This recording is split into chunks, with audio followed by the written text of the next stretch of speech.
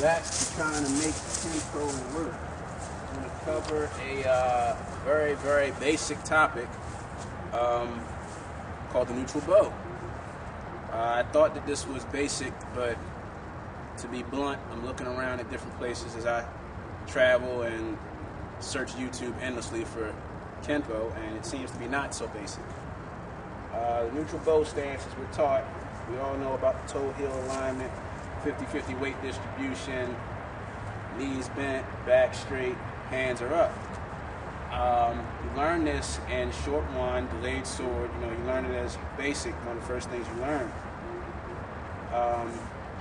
What I like to do is make the neutral bow more applicable for fighting than it already is, and that's not to say it doesn't work the way it is. These are just my ideas on modifications. If you like them, take them with you. If you don't like them, just disregard.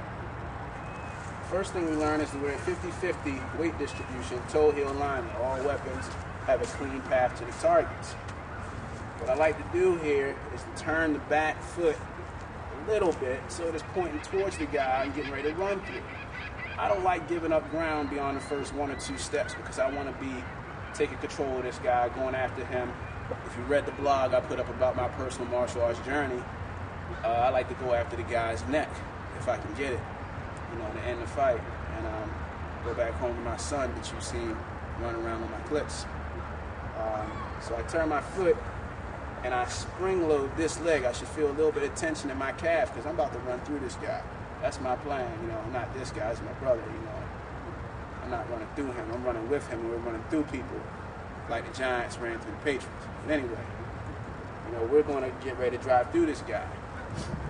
The other thing I don't like to do is you're taught to be basically sideways to your opponent, minimize your target areas. Well, that's in defense mode.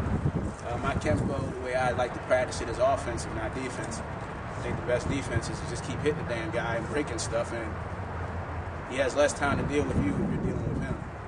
And I like to be aggressive. So what I mean, the whole point of that, is instead of being so sideways, I turn my shoulders slightly square to him. What this gives me is it gives me not an equal level of torque, but a little bit more torque for my lead hand. I see guys standing sideways all the time in that picture-perfect neutral bow, and they want to hit a guy with the front weapon that's the closest weapon to the other guy, and they ain't got jack shit on it because their shoulders out. Pardon my language, but this is for adults. I want to have some oomph on this hand, and if he's attacking me, I want to have some oomph on this block. You don't get any oomph from your arms. It comes from the center. You got to be able to pivot.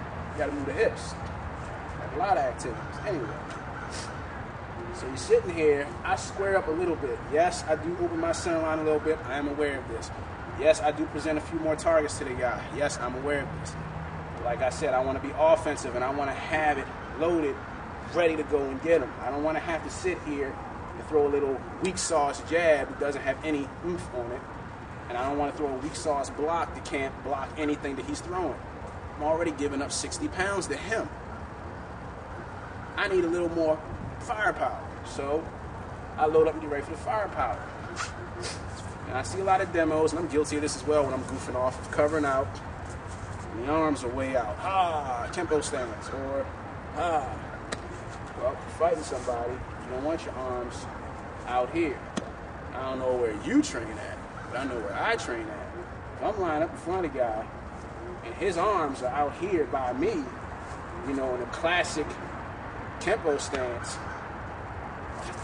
I'm engaging this arm first.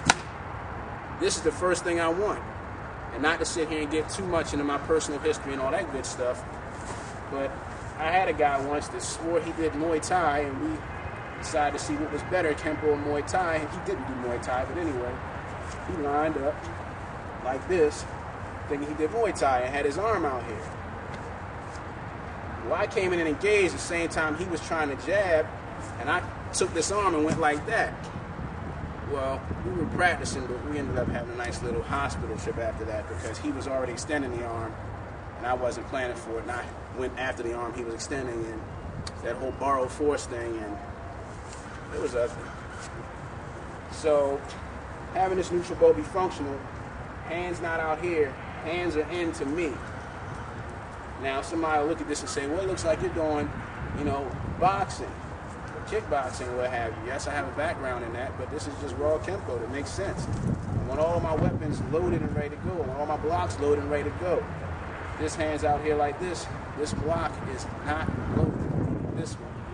This is already an unloaded weapon. I just sat there and said, guess what? I'm going to load my legs, I'm going to load my rear hand, I'm going to unload my front hand because I'm so good I only need 3 limbs.